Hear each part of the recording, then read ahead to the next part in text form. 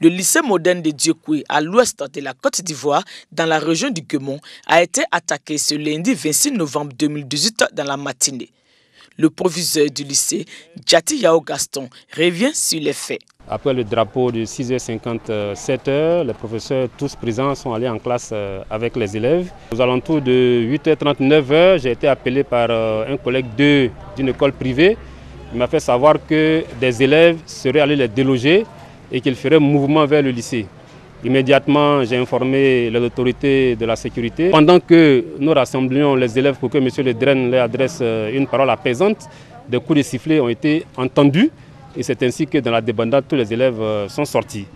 Donc étant sortis, nous avons essayé de sécuriser les enfants lorsque des individus sont entrés dans l'établissement en grand nombre avec des gourdins, avec des machettes, avec des pieds de biche, avec des armes blanches. Et bien entendu, il fallait que chacun sauve sa peau. Donc nous nous sommes retrouvés dans des endroits un peu cachés. Et donc le lycée a été à leur portée pendant environ 1 heure à 2 heures de temps. Et ils ont passé le lycée sans dessus-dessous. Bilan, 3 blessés, le bâtiment administratif pillé. Tout le matériel informatique a été absolument saccagé. Les 2 risographes qui nous font faire des devoirs ont été pillés, démolis, détruits. Toutes les vitres de l'établissement ont volé en éclats. Et le foyer du lycée qui abritait 2 salles de classe ainsi que la salle numérique a été incendiée. Selon des sources concordantes, les transporteurs seraient à la base de ces incidents.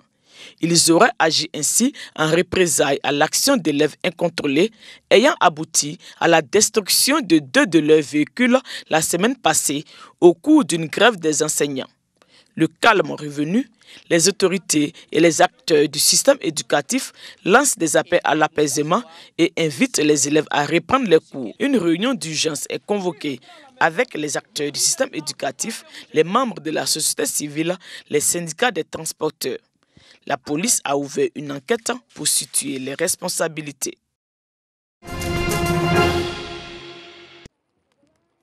Le tronçon Diabo-Agbakourou, une route envahie par les broussailles et par endroits coupés par les eaux de ruissellement.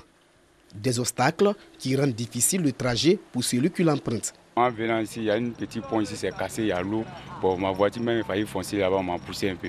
À chaque moment, on passe ici, mais la route, vraiment, ça nous fatigue. Ce tronçon difficilement praticable est à l'image de la plupart des routes de la sous-préfecture de Diabo. Face à ces difficultés, l'association Diabo Ville Émergente a tenu à apporter sa contribution pour soulager les populations en matière d'infrastructures routières. Ces voies ont pour la plupart jamais été reprofilées ou celles qui l'ont été, ce reprofilage date d'au moins 15 à 20 ans. Donc c'est vraiment une grande joie que le développement des infrastructures renaisse ici à Diabo. 13 villages de la sous-préfecture de Diabo vont bénéficier de 42 km de routes reprofilées. Le ministre des Transports, Amadou Koné, parrain pour l'occasion, a procédé au lancement des travaux. Il a salué les responsables de l'association Diabo Ville Émergente pour les actions de développement qui rentrent dans le cadre de la politique nationale de développement du président de la République, Alassane Ouattara. La recherche effrénée du bien-être individuel et collectif des citoyens a inspiré le programme de gouvernement du président Alassane Ouattara avec comme axe central la facilité d'accès aux services sociaux de base. Dans le cadre du programme de reprofilage ici, la présidente de l'ONG indiquait entre autres le bienfait de ce travail qui va être fait et qui vous permettra désormais d'être beaucoup plus proche des centres de santé. Le ministre Amadou Koné invite les cadres de la région du Béké à l'union et à s'investir davantage dans le développement de leur localité. Ils ont pour la plupart plus de 30 années de service dans l'administration publique ivoirienne. Au nombre de 29, ces agents du ministère de la fonction publique doivent faire valoir leurs droits à la retraite. Ils ont reçu des hommages pour leur dévouement au travail, leur abnégation et leur sens élevé de la responsabilité tout au long de leur parcours professionnel. C'est un sentiment de joie qui m'anime parce qu'aller à la retraite, ce n'est pas une mince affaire. Il y a des gens aujourd'hui qui n'arrivent pas à la retraite et puis ils décèdent. Je suis là, par la grâce de Dieu, tout va bien, je suis heureuse. Et je veux que ce soit pareil pour tous les autres qui vont venir après moi. Aujourd'hui, j'ai pu travailler jusqu'à acquérir près d'une quarantaine d'années au sein de l'État de Côte d'Ivoire. C'est une joie pour moi. J'ai beaucoup à faire, je suis occupé. J'ai de la formation à donner aux autres partout dans les écoles.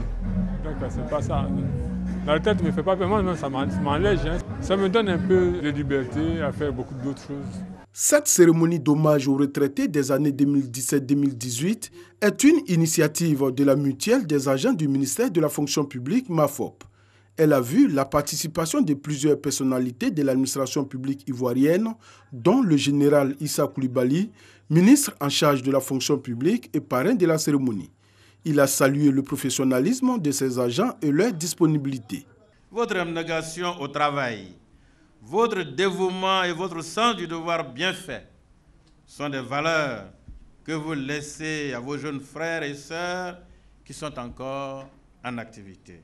Vous prenez certes votre retraite de la fonction publique, mais votre mission au service de l'État n'est pas terminée. En effet, pour vous, c'est une nouvelle vie qui commence. Je voudrais dire que si la retraite est un port, ce n'est pas un port d'attache, ce n'est pas un port de destination finale, c'est un port d'escale pour d'autres aventures.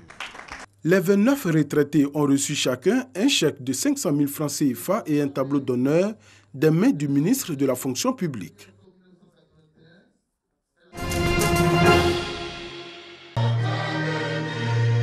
L'humanisme, la solidarité, l'humilité et la paix au cœur de la messe solennelle de la paroisse Christ-Roi de l'univers des Congo dans la région du Tologo au nord de la Côte d'Ivoire. Messe dite à l'occasion de la fête patronale de la communauté catholique de cette localité, mais également célébrée dans le monde. Pour les guides religieux, il s'agit d'une solennité pour toute l'Église catholique. C'est normal pour nous de fêter dans cette mort et dans cette résurrection le Christ qui est mort et ressuscité pour nous. Et donc, il est le début et la fin de toutes choses. Cette messe a vu la participation du préfet du département, des élus, des cadres, de la communauté musulmane et du chef du village de Congo. Elle a également bénéficié du soutien du ministre des Affaires présidentielles représenté à cette cérémonie religieuse, mais aussi du soutien de la ministre de l'Assainissement et de la Salubrité, Anne-Désirée Ouloto. Congo est l'exemple même du vivre ensemble, du partage, du rapprochement des religions. Et nous avons vu, à l'occasion des festivités, nos frères chrétiens catholiques, avec les autres confessions religieuses, avec en particulier les musulmans, balayer les artères de la ville de Congo, faire le grand ménage à Congo, mais également jouer ensemble à travers des différents matchs de football. Occasion pour les responsables de l'Église catholique, pour la ministre Anne-Désirée Ouloto, pour les autorités administratives et politiques, de procéder à l'inauguration de la nouvelle église de Congo à travers les bénédictions. Cette nouvelle église catholique, construite à plus de 39 millions de francs CFA et non encore achevée, une fierté pour les fidèles. Nous sommes très heureux de nous retrouver ici et de voir vraiment ce beau édifice qui a été construit par la participation de tous les cadres de la région, avec la participation des autres communautés religieuses, les musulmans, les évangéliques. Ça a été une très belle cérémonie. Avec les délégations qui sont venues d'ailleurs, on constate vraiment la cohésion. Et on espère qu'il y ait vraiment la paix dans les cœurs, la paix dans le pays et dans le monde entier. L'Église catholique de Congo a également bénéficié du soutien financier du président de la République, Alassane Ouattara, fils de Congo.